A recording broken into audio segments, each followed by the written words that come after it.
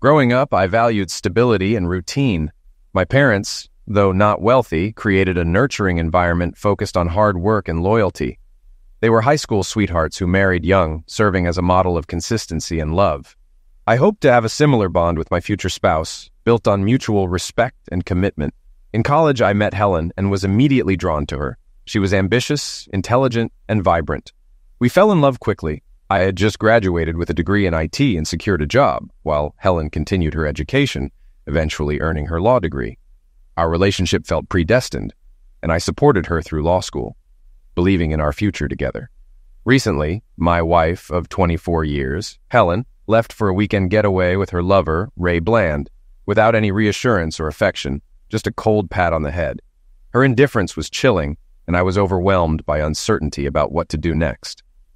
We married at 22, and I had just started my IT job while Helen pursued her law degree. I supported her through those tough years because I loved her and believed it would benefit us both. She graduated, got a prestigious job, and built a successful career. Though she earned more, I was proud of her accomplishments. We postponed having kids to focus on her career, and eventually she decided against having any. We became a dual-income, no-kids couple. I didn't even know what birth control she used, and deep down, I resented her decision about children but tried to enjoy life. Helen was always the dominant partner, and I didn't mind putting her needs first.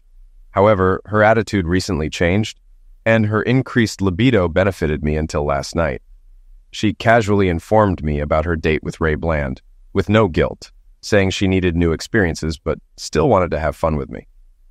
I knew arguing was pointless, and a cold emptiness filled me. I didn't kiss her goodnight or say goodbye the next morning, feeling she was already dead to me. At work, I was a zombie, dreading what Helen planned for that night. I knew I couldn't endure the humiliation of her plans and feared the consequences of divorce. Feeling trapped, I thought there was only one solution. Someone had to die. When I got home that evening, Helen was getting ready for her weekend date. While she showered and dressed, I took a weapon from my briefcase and loaded it. My plan was to shoot Ray when he arrived. I knew I'd end up in jail, but I didn't care. However, Ray just honked from his Maserati without coming to the door.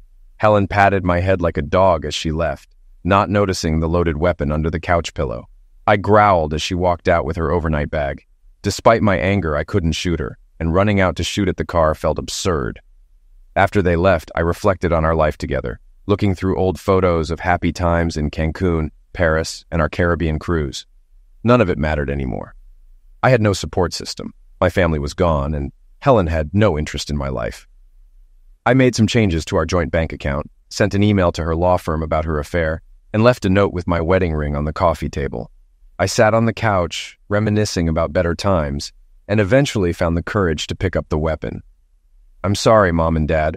I hope to see you soon," I mumbled before pulling the trigger. I was lying in bed with Ray Sin and hadn't thought about Terry since I left home on Friday. I wasn't pleased that Ray brought him up, but he was right. Terry's days of sleeping all night were long gone. Terry had always been warm and loving, but sometimes a girl needs more excitement. "I honestly didn't think about him at all this weekend," I said. "You put him out of your mind. Don't forget he's a few years older, so it's expected. Didn't you think about what we discussed earlier?" Ray asked. "You mean doing it in front of your husband?" Ray asked, raising an eyebrow skeptically. "Yes," I replied, "just to remind him how things will work from now on. Don't worry, Terry's a coward. He won't do anything. He didn't even try to stop me when I left Friday night." "Well, kitties can turn into mountain lions when pushed too hard. Remember the Connors case?" Ray warned. "You said he didn't try to stop you. Did he do or say anything?" Ray continued. "No, he just sat on the couch. He hasn't said anything since I told him Thursday night," I answered. "Did he call or text you?" Ray asked incredulously. "No, he hasn't," I replied. "You don't find that strange?" Ray asked. "Not really. He knows how I act when I've made a decision," I said. "Either that or he's already dumped you," Ray replied sharply. "He wouldn't dare. He knows I love him and it's just sex," I retorted. Ray looked at me as if to say, "What's wrong with you?" but then softened. "If you say so. Let's go again, Fred." "Not until you promise to help me punish him when we get back tomorrow night," I said. "Okay, I'll help," Ray agreed. We pulled into my driveway late Sunday night. The house was eerily quiet and the yard hadn't been mowed, something Terry always did on Saturdays. I mentally noted to talk to him. I expected that with my new interest, nothing else would change. "Are you ready for this?" Ray asked. "Of course," I replied. "Say it," Ray instructed. I grabbed my bag and headed for the door, Ray following closely. As I turned the key, I thought, at least Terry hasn't changed the locks. I opened the door and was hit by a horrible smell. "What the hell is that?" I exclaimed, covering my mouth and peering inside. What I saw horrified me. I quickly closed the door and ran into the yard where I threw up. "What's going on? Are you okay?" Ray asked, approaching me. "It's Terry," I stammered. "He's dead." "What? Dead?" Ray almost shouted. "Are you sure?" "I'm sure. The couch is ruined and there's mess everywhere. What am I supposed to do?" I said, panic rising in my voice. "Well, call emergency," Ray replied nervously. "Thanks, Captain Hindsight," I snapped sarcastically. Ray recoiled, but quickly regained his composure. "I'm sorry, Ray. I didn't expect this." "Would you stay until the cops come?" I asked. "I can stay for a few minutes," Ray said reluctantly. "But this is your mess to clean up." "Thanks," I said. I dialed emergency. The operator assured me the police were on their way and suggested I stay outside. I agreed, given the stench. We waited in Ray's Maserati, and it hit me. Terry was dead. I didn't want this. I wanted him to take care of me in old age. Realizing that, I burst into tears. Ray put his arm around me. "You know you'll have to call Bledsoe," Ray said. "It'll be in the paper, and the firm doesn't like surprises." "I know," I said quietly. Wilson Bledsoe was the managing partner of our firm. "You should call him now before the police arrive," Ray suggested. "You're right," I said, pulling myself together. As a lawyer, I needed to act. I called Bledsoe's home number. He answered after the third ring. "Good evening, Helen," Bledsoe said. "What can I do for you?" "Mr. Bledsoe, my husband is dead. It seems he eliminated himself," I told him, my voice trembling. "Well, that explains why he never responded to my email," Bledsoe replied in his usual deliberate tone. "An email?" I asked, puzzled why my boss would write to Terry. "Yes, he sent a disturbing email on Friday night. I saw it after dinner at the country club and replied right away. Is it true?" Bledsoe inquired. "What is true, sir?" I asked, now worried. "That you spent the weekend with Ray Bland and were physically engaged. Is that true?" he repeated in his relentless tone. "Yes, sir, it's true," I said, fearing for my job. The firm's morals clause could get me fired. Lying would only make it worse. "I'm sorry to hear that, Helen, and about your husband. Have you called the police yet?" Bledsoe asked. "Yes, sir," I confirmed. "You'll be busy for a few days. Take a week's vacation to handle your husband's passing. We'll discuss your actions and your future here when you return," Bledsoe said. "But I have the Wilson case," I protested. "Jenny Hawkins is your second assistant, correct?" he asked, knowing well he had appointed her. "Yes, sir," I said, feeling numb. "Jenny is competent. I'll have her file a continuance to get up to speed. Focus on your husband's arrangements. I'm very disappointed in you, Helen," Bledsoe said. "I understand, sir," I said nervously. "Is Mr. Bland with you now?" Bledsoe's tone was emotionless. "Yes, sir," I replied. "Inform him to report to my office first thing in the morning," Bledsoe ordered sternly. "Yes, sir. I'll tell him," I said. "Thank you. I'm sorry for your loss, Helen. We'll talk later. Goodbye," Bledsoe said, ending the call. I was stunned. It felt like he dealt with calls like this daily. I shook myself and looked at Ray grimly. "Well?" Ray asked awkwardly. "Bledsoe wants to see you in the morning. Apparently Terry sent him a letter about us," I said, feeling powerless. Crap. Ray sighed. "We're totally screwed," I finished his thought. "Maybe or maybe not. We have seniority and it's the first time. Maybe they'll be lenient," I suggested. "You don't really believe that, do you?" Ray asked. "Not really, but I hope." "I'm so sorry, Helen," Ray said. "Me too, Ray. I'm as much to blame. I had no idea Terry would react like this," I said. At that moment, 2 police cars and a coroner's van arrived. An officer asked Ray to move his car, and another officer asked me for identification. I showed my license, and they entered the house. As they opened the door, the smell hit them, and the coroner's team began their work. "Can you tell me what happened, Mrs. Baker?" the officer asked. "I left the house Friday afternoon. Terry was alive on the couch. I came back shortly before calling emergency," I explained. "Terry is your husband, the sufferer?" the officer asked. "Yes," I said. "And you were gone all weekend?" he asked, raising an eyebrow. "Yes," I answered. "And what did you do this weekend?" he asked neutrally. "I was with a coworker," I answered evasively, feeling my stomach twist. "Is this the gentleman you were with?" the officer asked. "Yes," I confirmed, trying to stay detached but failing. I'd been in many interrogations, but this was different. He continued with a few more questions, which I answered briefly. After another 20 minutes, the officer finished taking my statement. I tried to stay nonchalant, but he was focused, and my face reddened as I explained my weekend. I had to admit, I spent Friday night at an exclusive nightclub and the rest of the weekend at a prestigious apartment complex, even giving my apartment number. What was I supposed to do? Take the fifth? Demand a lawyer? He was just taking witness statements at a possible crime scene. I was just a bystander, even if involved. "That's all for now, Mrs. Baker," he said. "I need to speak to your colleague." The officer walked off to talk to Ray, passing where I had thrown up. He noted it and continued. It was evening, and curious neighbors were watching from their windows and porches. Damn it, did this have to be so public? Maybe I should have stayed with Ray longer and come back after dark. A few minutes later, technicians came out with Terry's body on a gurney. I shuddered but couldn't look away. They put the gurney in the van, folded their suits into a bag, and drove off. An officer with sergeant stripes approached me carrying 2 plastic bags. "Mrs. Baker," he said. "I'm Sergeant Smith. We found this weapon next to your husband. Did you know he had it?" he asked, showing Terry's weapon. "Yes, it was a gift from his grandfather. He's had it for years," I replied, shivering.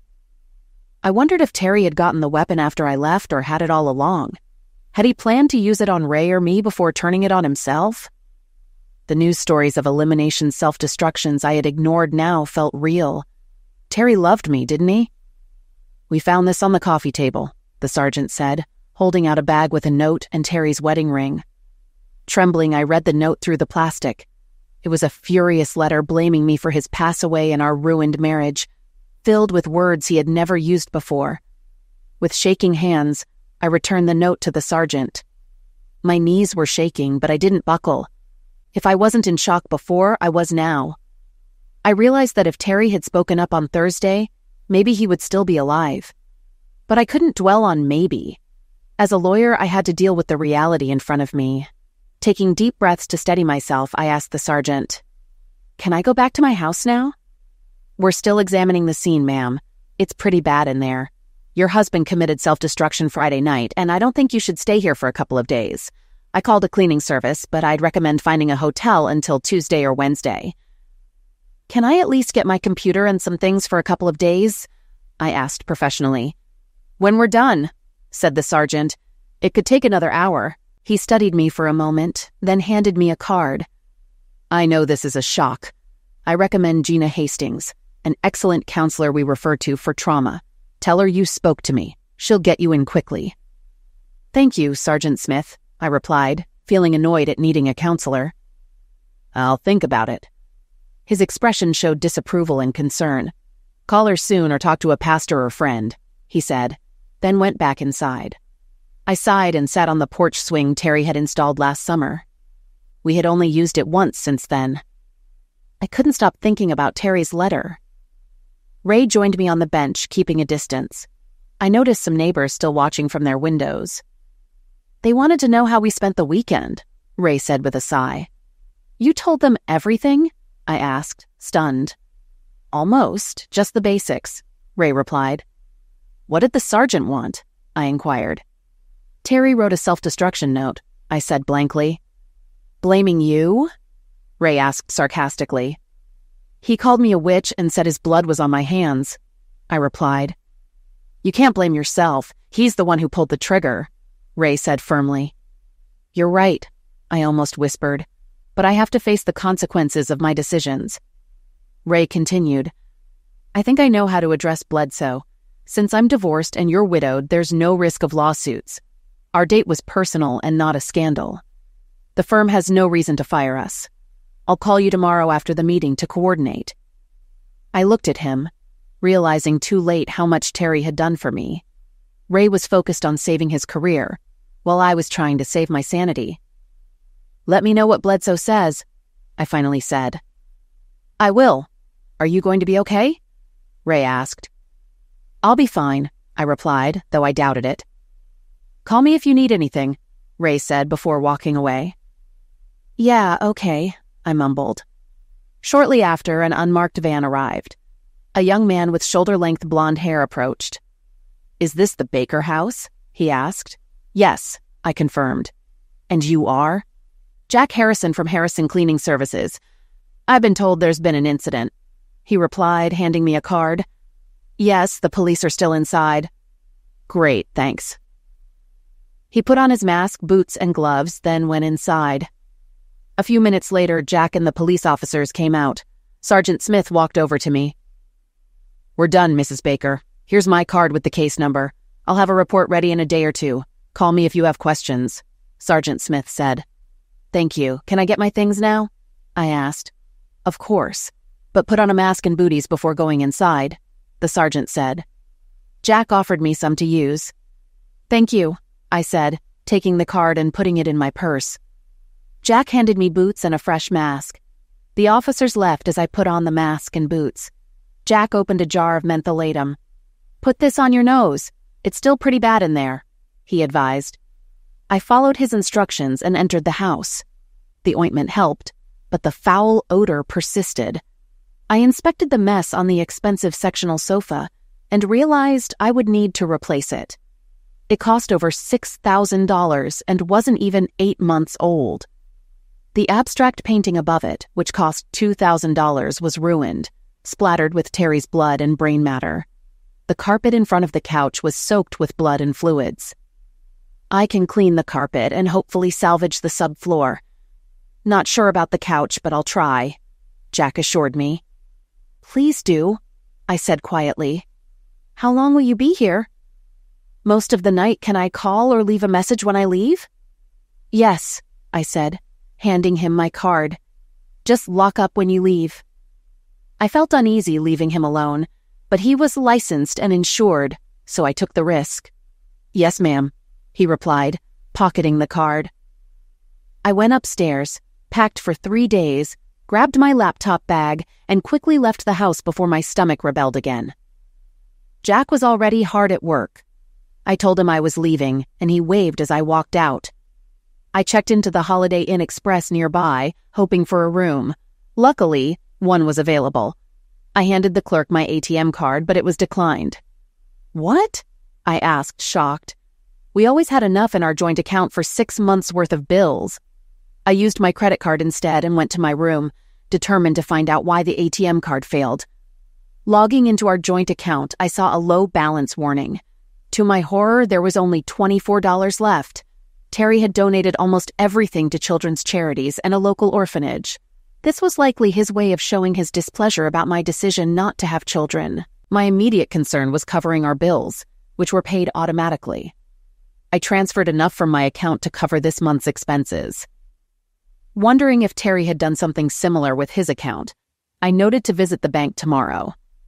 Exhausted and hungry, I ate a greasy hamburger that didn't sit well with my queasy stomach. Back in my room, I showered and got ready for bed, falling asleep immediately. In my dream, I heard a male voice say, "I see you finally decided to get your lecherous rear back in the house." It sounded like Terry, but sharper and angrier. "Terry, is that you?" I asked, seeing nothing but dark fog. "Can you come out so I can see you, please?" "Sure," the voice replied. A shadowy figure emerged, horrifying me as I saw half of his head missing, bone shards falling away. I realized it was a nightmare. "No, this isn't real. You're not real. You're just a piece of that nasty hamburger I ate, I declared, trying to muster courage. His eyes flashed red and he came toward me. The smell hit me first, then his blazing eyes blinded me. A primal scream made me jump back and fall to my knee, hands over my head. Good, okay, I repeated frantically. This is real. You're real. You better believe it, you pathetic excuse for a wife, he growled. Terry, I started, but he held up a hand to silence me. Shut up, witch. This is on your conscience. What do you think? He asked, turning his head to show the exit wound. Not much different than that $2,000 piece of crap painting you insisted on. I thought you liked that painting, I objected weakly. I hated it, but it made you happy. I figured you'd get sick of it, just like you got bored with me. Was being with Ray worth it? I looked down, embarrassed but silent. The truth was, it had been the best fun I'd had in a long time. Your thoughts are clear here, Helen, Terry gloated. I tried to look away, but he was everywhere. I read your note, I stammered, changing the subject. Why didn't you tell me all this on Thursday? Would it have mattered? He asked grudgingly. I guess not. We'll never know now, I spat back, hating to be defensive. I think we both know the answer, Terry snorted. What did you do with our money? I asked, trying to change the subject again. My anger began to rise. Bills still need to be paid. You're smart. You'll figure it out, Terry replied dismissively. I know you gave it to children's charities. Why? I asked, anger building. You denied me children, so I wanted other kids to benefit. At least the money went to good use, Terry explained. But what about me? You know how I feel about having kids, I protested. Yes, you made it clear you didn't want to be burdened with a career and a baby. You got your way just like with Ray. How's that working out? Terry retorted. I'm still alive. I didn't choose the coward's way, I hissed. His eyes flashed red. Cowardly way out? You think it was easy to blow my head off? Watching you leave for Ray was the hardest thing. I told you it was just one weekend. I told you I loved you. You knew I'd come back, I said desperately. You patted me on the head like a dog. You thought I'd be your willing, betrayed man. I don't remember that, but I'm sure I meant love, I protested. Terry chuckled darkly. You expect me to believe that? After that weekend, do you think I'd want to touch you again, knowing what you did? I'd rather die than be your betrayed man. How do you know that? I asked. Your thoughts are transparent here. Look, he said, pointing. A swirling mist appeared, turning into a large disk. An image of Ray and me appeared. I realized in horror what Terry had seen. I cried out in fear and tried to deny it, but I knew it was true. The next revelation was worse. I was the star of this show. That didn't happen, I protested. No, but you and Ray talked about it, Terry said. You might as well have done it. What excuse were you going to give me? That it was a one-time thing? I looked at Terry shocked. How could he know? Yes, Ray and I discussed it, but we hadn't made plans. But none of that happened, I insisted. It doesn't matter here. Thinking and talking about it is the same as doing it, Terry replied. And what is this place? Heaven? I asked sarcastically. No, it's a meeting place between your reality and mine, Terry explained.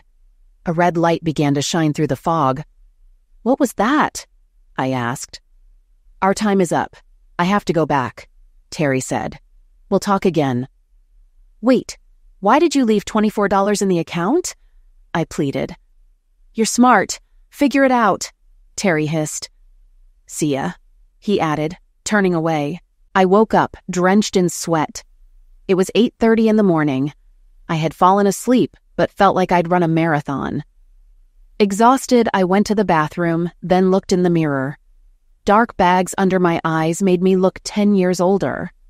I remembered Terry saying I looked 10 years younger inside. I had a full day ahead, so I showered, dressed, and went downstairs for breakfast and coffee. I picked up the morning paper, curious about any reports on Terry's self-destruction. There was a small notice about Terry shooting himself, but my name wasn't mentioned, which was a relief. I finished breakfast and walked to my car. My phone rang. It was Ray. Hey, Ray, how'd it go? I asked. About as expected, Ray replied. I'm on administrative leave while they investigate. Things don't look good. When will you know? I inquired. Within 2 weeks, but I'm not waiting around. How are you holding up? Ray asked. I'll be fine, I said, not mentioning my nightmare. Then I asked, does anyone else in the office know? Anyone with an internal email, Ray said. Looks like your husband told everyone. Crap, I sighed. Do you want to meet for lunch? I have a lot to do today. Besides, it wouldn't be wise under the circumstances, Ray replied. You're right. Call me if you need anything, Ray said. We ended the call. I checked my messages. Jack had left the house at 5:30 a.m. I also had a message from my sister Janice. I saw the paper. Is that your Terry who eliminated himself? Janice texted. Yes, I texted back. I'll call later. Janice was 2 years older and often played mother hen. I wasn't in the mood to fight with her. I drove to the house and parked in the garage. Inside, the smell of Terry's blood was gone, replaced by the strong odor of cleaning products. I avoided taking deep breaths to keep my lungs from drying out. Walking to the front room, I was surprised to see the couch looked almost new. Though it would save me from replacing the $6,000 couch, I swore I'd never sit on it again. Briefly, I was angry at Terry for not choosing his chair. I noticed the painting above the couch was also saved thanks to Jack. Satisfied with Jack's work, I went upstairs to our home office. I gathered the folders with Terry's bank information, our wills, and the mortgage insurance policy, putting them in my briefcase. The house felt eerily quiet without Terry. I could hear the grandfather clock ticking, and for a moment I thought I smelled something rotten. A chill ran down my spine, but I shook off the anxiety and continued my tasks. I realized I needed to notify Terry's work about his self-destruction. The answering machine had several messages from his job, wondering about his absence. I called back and spoke to Allison Jones, his supervisor. Helen, is everything okay? We've called several times. Is Terry all right? Allison asked anxiously. No, Allison, he's dead, I replied as calmly as I could. Dead? Oh my God, what happened? Did he have a heart attack? No, he shot himself, I said, marveling at my calmness. Oh no, Allison sighed. When did it happen? Friday night. I was away over the weekend, I said, hoping to avoid more questions. I'm very sorry, Helen. Let us know about the wake. Everyone here will want to attend, Allison said. I'll have HR contact you about insurance and his $401K. Call if you need anything. Thank you, Allison. I appreciate it, I said. We ended the conversation, and I felt relieved it had gone better than expected. Terry's company insured employees for 2.5 times their salary, which could amount to $250,000. I hoped there wasn't a self-destruction clause, and I knew his $401K would be useful. I hung up and noticed the house's eerie quietness. We had lived here for over 20 years, mostly good years. Now the house felt like a grave. Memories of Terry were everywhere, though thankfully not his ghost. I felt a chill and thought someone was watching me, but I assured myself I was alone. I opened the windows to clear the chemical smell and left the house quickly, heading to the bank. At the bank, I asked the teller for Terry's account balance. We had access to each other's accounts for emergencies. The teller frowned at his computer and then went to get Arnold Johnson, the bank manager, who invited me to his office. Mrs. Baker, glad you came in. I was planning to call you later, Arnold said. Oh? Why? I asked, feeling curious and concerned. Our system flagged many transactions over the weekend from 2 of your accounts. I wanted to make sure you were aware, Arnold said. I know my husband made several charitable donations on Friday without consulting me. I hoped they could be stopped and canceled before they went public. I also wanted to check the activity on his account. Arnold raised his eyebrows and looked at the monitor before replying. I'm afraid that's not possible, Mrs. Baker. The donations were processed right before the deadline on Friday, so most of them have already gone through. I need that money, I pleaded. Is there any way to get it back? You could contact them and explain the situation. They might return the money, but there's no guarantee, Arnold said apologetically. I can give you a printout of all the recipients. It's a long list. A simple appeal likely wouldn't work, and suing all those charities would cost more in legal fees and damage my reputation further. I could imagine the headlines: "Greedy lawyer sues charities." "If nothing else, you'll have a big tax deduction," Arnold said, trying to lighten the mood. I stared at him, puzzled by his attempt at humor. After a few awkward moments, he cleared his throat and looked away. "What about Terry's account?" I asked, changing the subject. Arnold checked his computer and sighed. "He has enough to keep the account open. There was a lot of activity on Friday. He paid off and canceled his credit card and made a large payment to the West Side Funeral Home and Crematory." That hit me hard. Terry had planned his self-destruction carefully. "What about our other accounts?" I asked. "He didn't touch them. Your joint savings and certificates of deposit are still intact," Arnold said. "Good," I replied, relieved. "I also need to apply for insurance on our mortgage." I handed him the papers. "Everything seems in order," Arnold said, pulling out a form. "Fill this out and return it with a copy of the pass-away certificate. The sooner the better. I'll notify the home loan office." "Thank you, Arnold," I said, tucking the form into my briefcase. "My pleasure, Mrs. Baker. My condolences. If you need anything else, please call," Arnold said as we shook hands. Despite his professionalism, I felt judged. I thanked him and left the bank feeling slightly better. I stopped at the store for a snack and then went to the West Side Funeral Home. A thin young man in a white shirt and tie greeted me. "Welcome to West Side Funeral Home. I'm Alan Markham. How can I help?" "I'm here about my husband, Terry Baker," I said.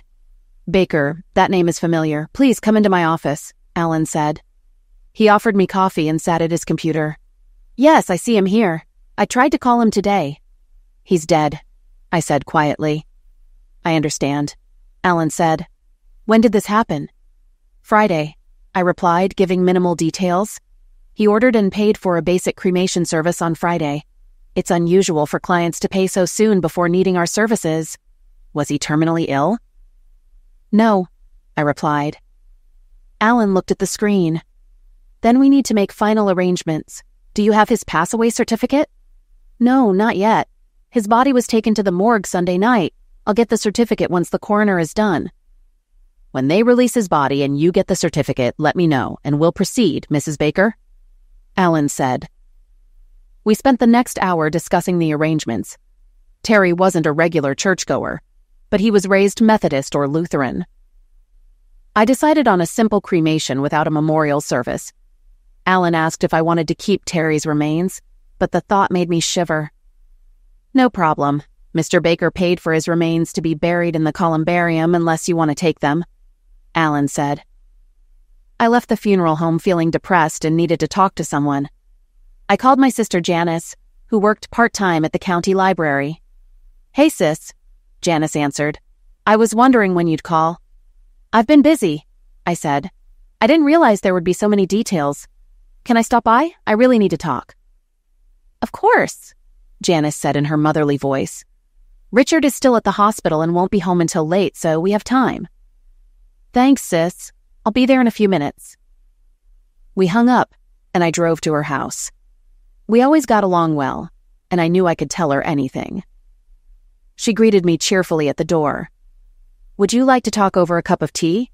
she asked kindly. "Sure," I replied. Janice went to the kitchen, and I sat at the dining table fidgeting. She returned with 2 cups of hot tea. After adding sugar, I began to tell her about my weekend with Ray. Janice listened quietly, her face neutral, as I recounted everything, except for my plan to have Ray entertain me in front of Terry in the nightmare. "And here I thought you were smarter than me," Janice said quietly when I finished. "You became a big-time lawyer, married a man who supported you. Was your weekend worth it?"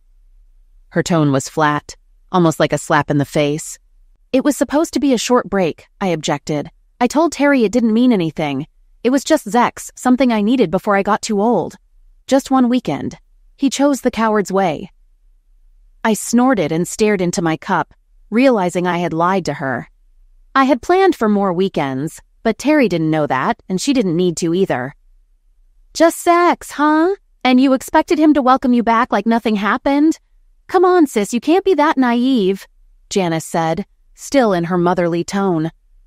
I felt indignant. I was a beautiful woman, and I wanted confirmation that I was justified. I glanced at her and saw uneasiness in her eyes, as if she could read my mind. Then her tone sharpened. "If Terry came home and said he was going away with a woman for the weekend, would you welcome him back with open arms?" I hadn't expected that from my sister. Terry would never cheat on me. He wasn't that kind of person, and if he did, I'd destroy him in the divorce, I replied reflexively. Even as I spoke, I realized how it sounded. I had just admitted to being the kind of person who would do that.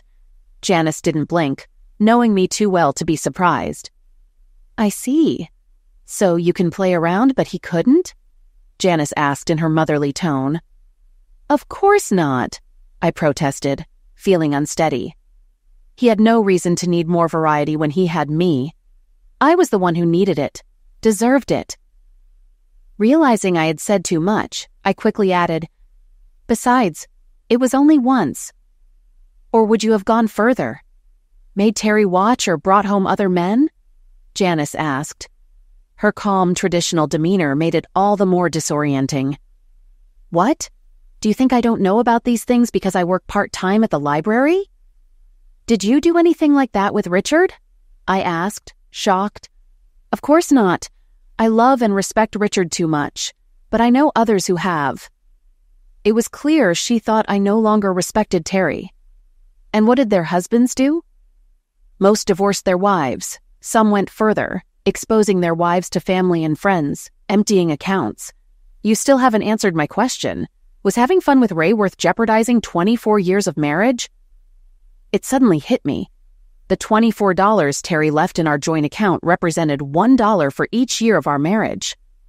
Janice noticed my change in expression. "What's the matter?" she asked. "Terry donated all but $24 from our joint account to children's charities," I mumbled. "Really?" Janice giggled. "That's not funny. That account had 6 months' worth of bills," I exclaimed. "But you have to give him credit for style," Janice said, chuckling.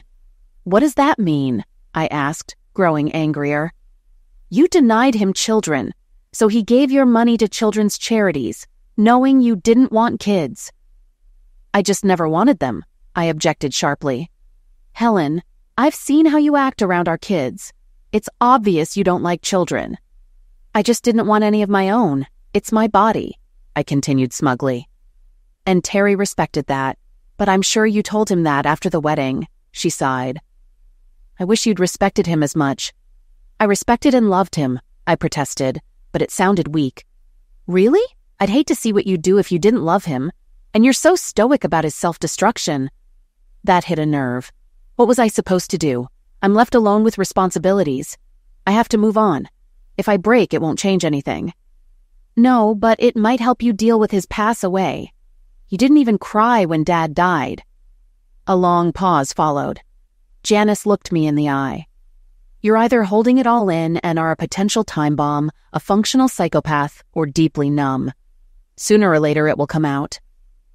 "Emotions have never been my strong suit," I replied softly, pushing away the discomfort. "Yeah, I know. So what now?" asked Janice. "I have no choice but to move on," I said bitterly. "No, you don't. But Richard and I will be here for you. We may not approve of your choices, but you're family." "Thank you, Janice. I appreciate it," I said, feeling grateful. We spent the next hour making small talk, which helped ease my anxiety. "Richard's on his way home," Janice said, glancing at a text message. "Would you like to stay for dinner? It'll just be leftovers." "Your leftovers are always good," I said. "I'd love to stay." We had a nice dinner, avoiding the elephant in the room, which was fine by me.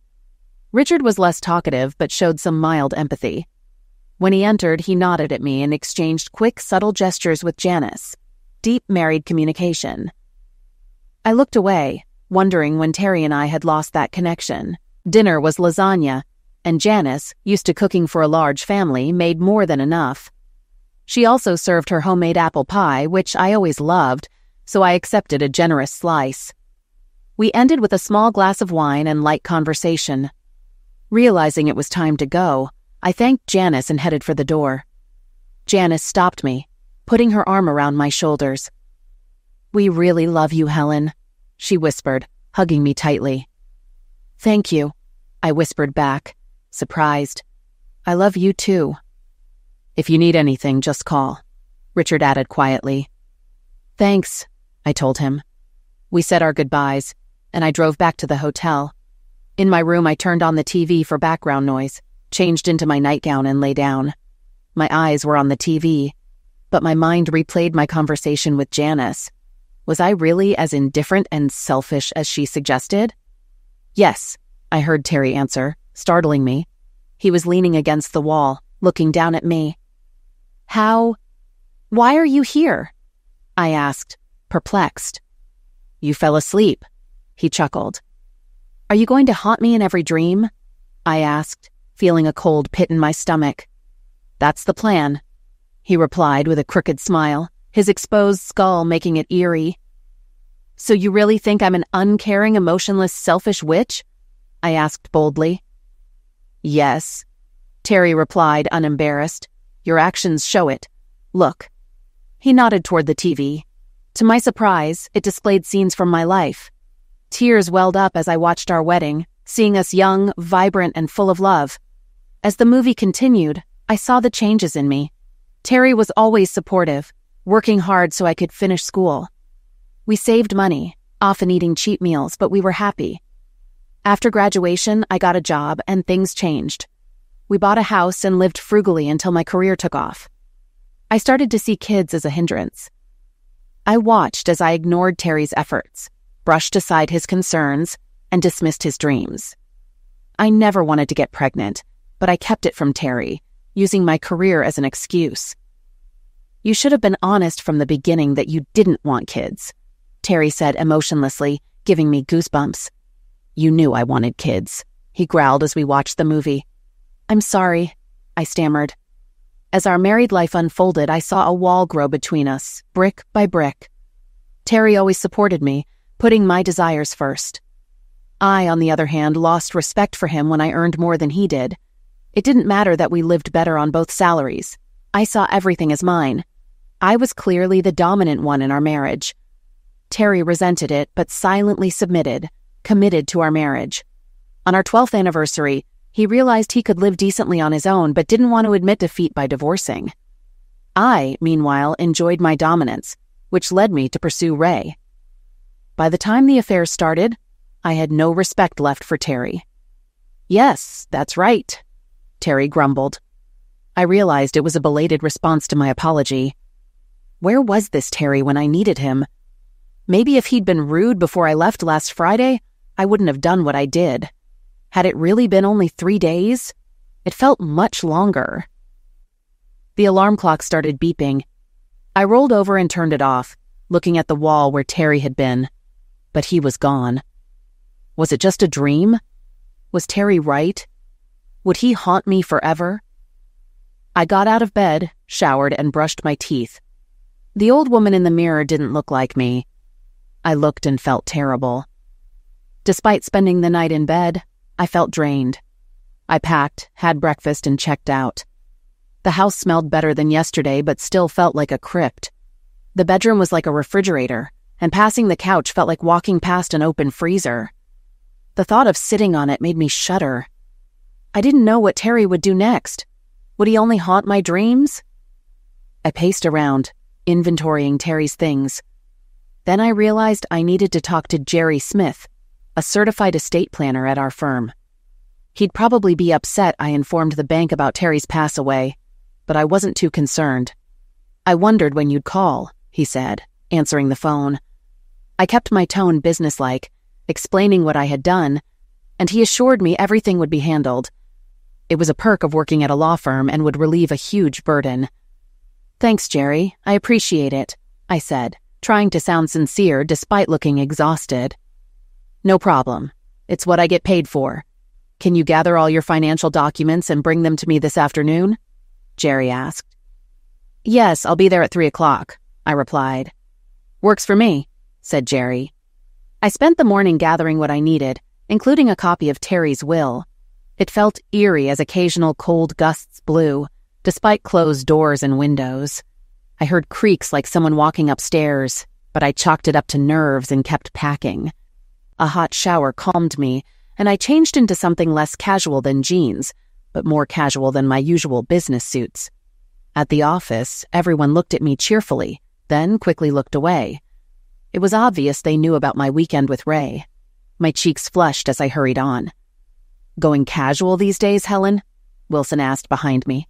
I turned to see him smiling, but it didn't reach his eyes. "I came to see Jerry about Terry's arrangements," I said defensively. "It's the most sensible thing you've done since Friday," he replied evenly. "When you're done, come to my office for a few minutes." "Sure," I said, nervous about my career. Wilson, the managing partner, was an old-fashioned gentleman, but I recognized an order when I heard one. I finally reached Jerry's office. He waved me in with a forced smile, offered coffee, and I handed him my papers. We discussed everything while he reviewed them. "Everything seems in order," Jerry said. "I'll take care of it. Anything else?" "I need to amend my will and trust," I said. "That makes sense," he replied, pulling out my folder. "Your husband is listed as a beneficiary, executor, and medical power of attorney. I'd like my sister Janice Hopkins to replace him," I said, "and give her power of attorney just in case." "Very well. Just write it in pencil and initial it. I'll make the changes in a day or so." "Thanks, Jerry," I said, ending our meeting. I walked to Wilson's office, noting the secretary's caustic look as if I were a nuisance. "Helen, come in. Have a seat," Wilson said with a pleasant smile. "How are you holding up?" "It's been a challenge," I replied cautiously. "It sounds like you didn't sleep well," Wilson remarked with concern. "It wasn't easy," I admitted, hesitating to tell him about my dreams. Wilson nodded and continued. "You're probably wondering why I asked to meet," Wilson began. "The senior partners aren't happy. Your husband sent emails to everyone in the firm, and it's likely this information has leaked outside. Your personal and professional credibility has taken a hit. The only reason you haven't been fired is your exemplary 20-year record here." I pondered his words and what he didn't say. His look made me make a decision I hoped I wouldn't regret. "Maybe I should tender my resignation," I said quietly, feeling knots in my stomach. Wilson pretended to consider it before nodding. "As much as I'd like to keep you, Helen, I think it's for the best. Given your service and record, the partners will agree to keep you on the payroll until the end of the month. This will give you time to handle your husband's matters. We'll also put together a reasonable severance package. You're smart and driven. You'll get back on your feet." "Thank you, Mr. Bledsoe," I said quietly. It felt surreal. "Sure. You might want to consider a change of scenery. Have you ever been to Boise?" he asked. "In Idaho? No." "Why?" I replied, puzzled. "A high school buddy of mine is managing a firm there and needs someone with your experience. I can give him your name," he offered. "Sure," I replied hesitantly. "Great, I'll let him know. Here's his card," Wilson said, handing me the card. I glanced at it and put it in my purse. "Can I ask about Ray? What's going to happen to him?" I questioned. Wilson looked thoughtful for a moment before answering. "I can't go into details, but let's just say Mr. Bland has exhausted any goodwill. You're not the first associate whose marriage he's ruined.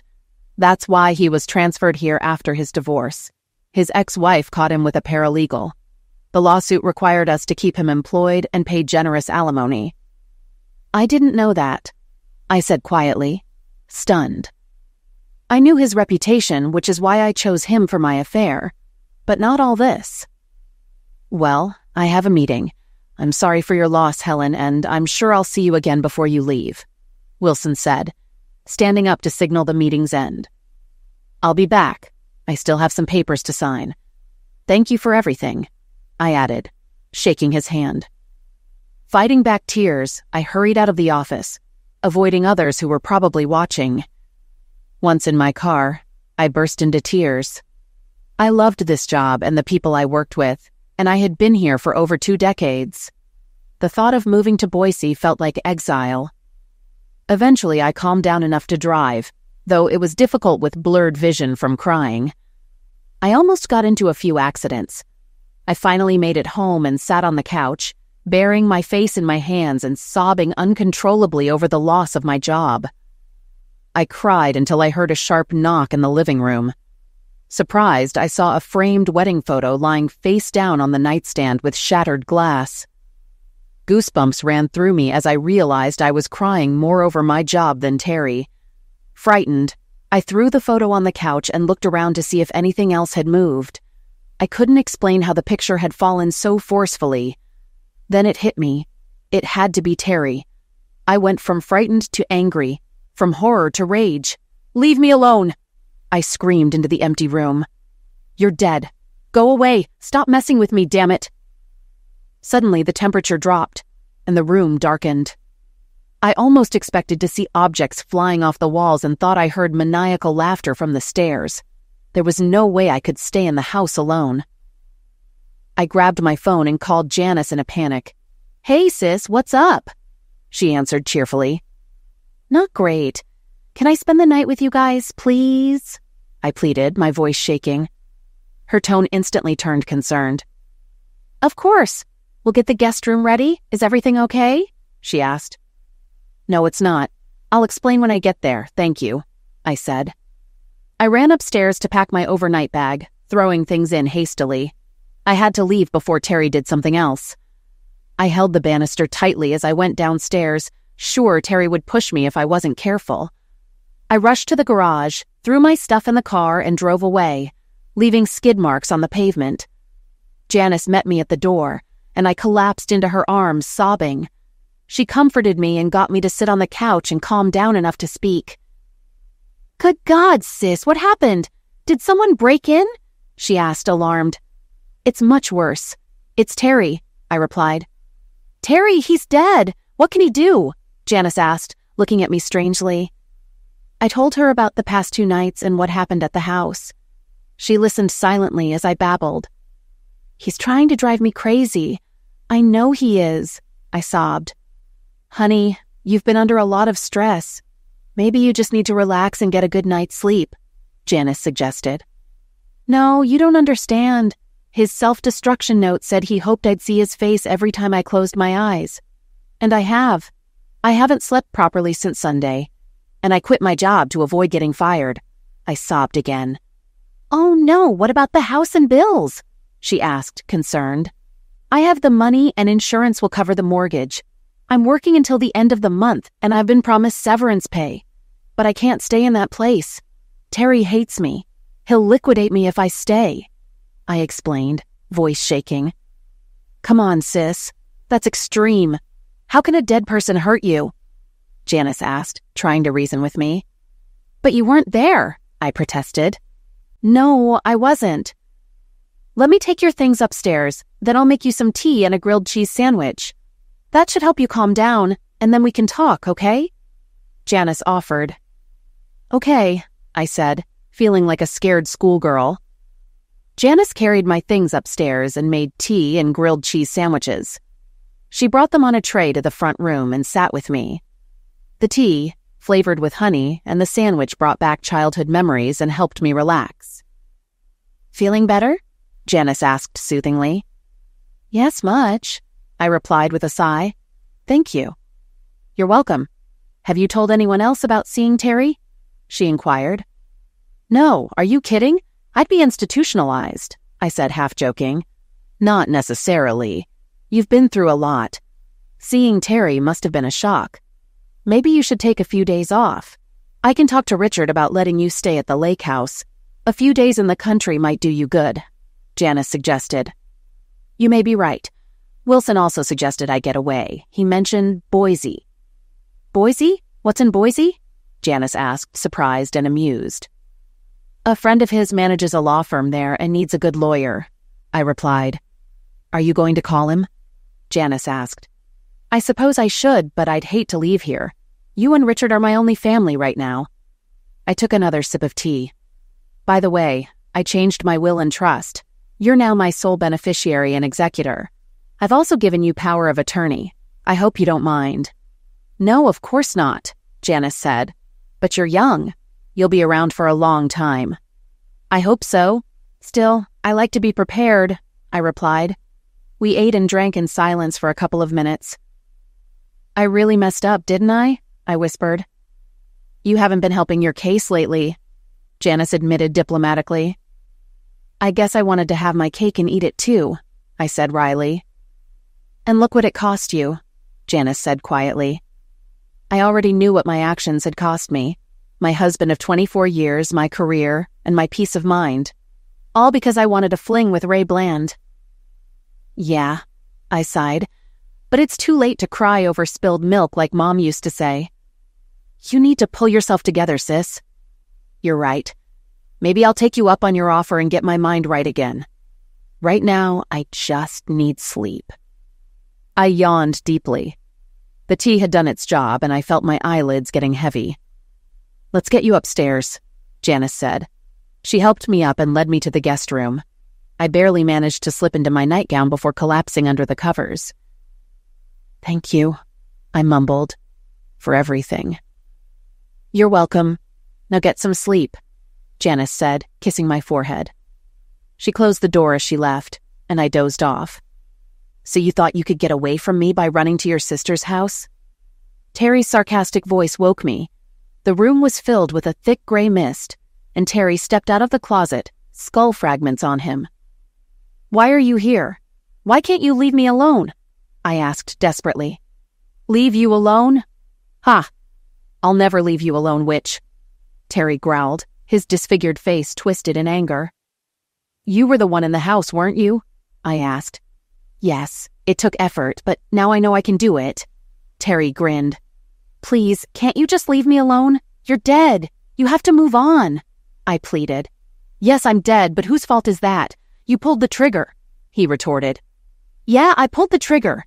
It was either me or your boyfriend, Terry snapped back. You were going to destroy Ray, I said. I thought about it seriously, but it would have been too quick. It wasn't supposed to be like that, he said, his eyes flashing crimson. How was it supposed to be?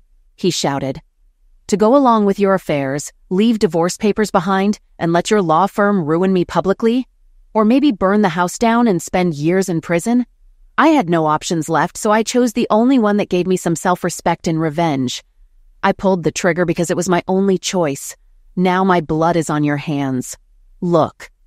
I saw my hands covered in dark red blood, dripping onto Janice's bedspread. You may not see it in daylight, but it's still there, and nothing can remove it, Terry added. He staggered back, more pieces of his shattered head falling but disappearing before hitting the floor. In a hoarse whisper, he added, I have unfinished business. I can't move on until it's completed. By the way, was your fling with Ray worth it? You lost me and your job, Terry continued. I know how much that job meant to you. Look, Terry, I'm really sorry. I shouldn't have done it. Please go away, I protested weakly. I don't think you get it, Terry replied, his tone softening. You shouldn't have thought about it at all, but you still think it's all about you. And as for leaving you alone, that's not going to happen. Ever. Please, Terry, I'm begging you. I can't take it anymore, I cried, tears streaming down my face. You know the saying, in one hand is desire, in the other is crap. Let's see which fills up first. I wanted a faithful wife who loved me as much as I loved her. How did that turn out? Enjoy the rest of your pathetic life, witch, Terry muttered, then burst into laughter. He disappeared into the closet and the fog drifted away. The blood on my hands and Janice's bedspread vanished. I collapsed onto the pillow, crying. The next moment, I saw sunlight through the window. I smelled bacon from downstairs and checked the bedspread. No trace of blood. I did my morning routine, got dressed, and went downstairs. I didn't feel much better, but at least not worse. Good morning, Richard said cheerfully with his morning coffee. Janice is almost done with breakfast. Have some coffee and sit down? Thanks, I guess I will, I said. I greeted Janice, who was putting bacon on a plate, grabbed my coffee and sat down. How did you sleep? Richard asked, worriedly eyeing my haggard face. Not well, I admitted. Did you see him again? Janice asked, placing bacon and scrambled eggs on the table. I glanced at her, then at Richard, who looked concerned but not shocked. I realized Janice had shared my secrets with him, but I accepted it. They were a real couple. Yeah, I replied. Am I going crazy? I asked Richard. I'm a surgeon, not a psychiatrist, he replied with a slight smile. But from what Janice told me, you're under a lot of psychological trauma and stress from Terry and your work. You're probably right, I said, not wanting to list my woes. But you might want to talk to our staff psychiatrist at the hospital. She's very good and might help you. I might agree, I said. We ate scrambled eggs and bacon. Janice was the best cook since our mother, and her eggs were delicious. We also talked about you spending some time at the lake house. We don't mind if you stay there for a few days to calm down, Richard said. That would be nice, I said. I knew the medical examiner wouldn't release Terry's body until the end of the week, and I had 3 weeks before I was officially dismissed. Maybe a few days at the lake would help. Good. I'll give you the key before I leave. Can you handle driving? Richard asked. I can handle it, I replied with a smile. We finished breakfast, and I helped Janice clear the table. Richard handed me the cabin key from his pocket. I'd been there many times and knew the way. Have a nice vacation, Richard said. Thank you both for everything, I said, hugging them. My pleasure, Janice said. Call if you need anything.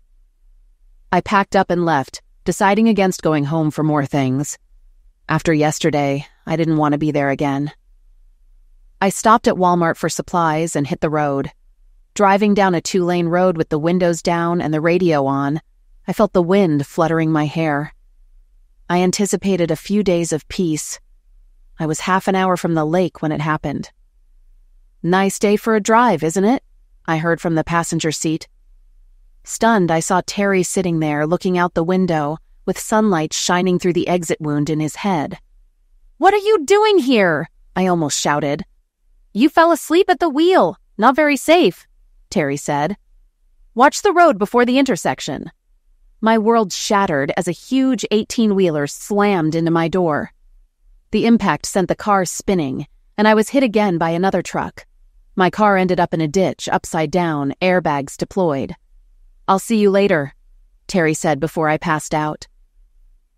25 years later. Hello, Mrs. Hopkins, the cheerful receptionist said as Janice signed in. Hello, Amy, Janice replied.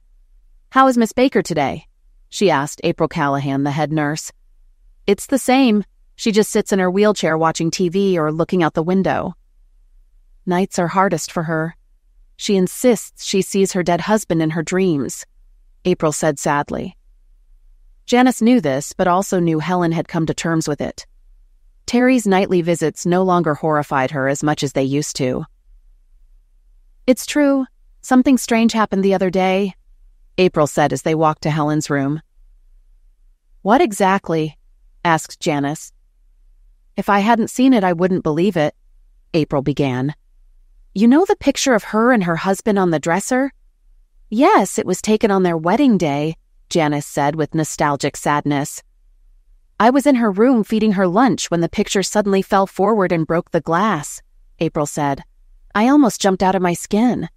Maybe there was a draft, Janice suggested, feeling a chill. No, all the windows were closed and no fans were running, April replied. That's odd, Janice said. She remembered Helen saying the same thing happened at her house the day before the accident. Helen had slipped into a coma and recovered, but was left a quadriplegic. She often complained about things moving in her room, but I thought it was the staff while cleaning. The strangest thing was Helen's reaction, April continued. Oh, asked Janice. She just smiled and said, He's still mad at me. Does that make sense to you? Asked April. Oddly enough, it does, Janice replied with a sad smile. I'll tell you about it someday. I look forward to it, April said. I have to make my rounds, but the front desk wants to talk to you about her benefits before you leave. I'll talk to you later, Janice said. She reached her sister's room and saw the frail 71-year-old woman in her wheelchair staring out the window. She remembered the accident as if it were yesterday. Helen was on her way to the lake house when she was hit by an 18-wheeler, then another truck. Helen had apparently fallen asleep at the wheel and ran a red light. Officers said Helen had to be extracted using the jaws of life and narrowly avoided drowning as water filled the cab. Janice and Richard blamed themselves for not driving her to the cabin. The police report cleared the trucking company of fault. Helen's law firm's health plan covered her hospital expenses, but not all long-term care costs. Janice, with power of attorney, used Helen's funds, including her 401k and Terry's 401k and the insurance from Terry's firm. Janice also sold Helen's home, using most proceeds for medical expenses. Now covered by Medicare, Helen still had out-of-pocket costs. Medical expenses over 25 years had nearly depleted her funds, and Janice feared Helen might need to move to a less comfortable nursing home. "Look what I brought you," Janice said, pulling a new Afghan from a large bag. "I just finished it yesterday." "It's so cute," Helen squeaked. "Thank you. I thought it would keep you warm at night," Janice said with a smile. "I'm sure it will," Helen said, looking out the window. "Can you keep a secret?" she asked. "Of course," Janice replied. "That weekend I spent with Ray. I haven't told Terry yet, but I've realized it wasn't worth the cost," Helen said as a tear rolled down her face. The room's temperature dropped, and the hospital bed rattled quietly. Janice looked fearfully at the bed, then back at her sister. "I think he already knows, dear," Janice said quietly,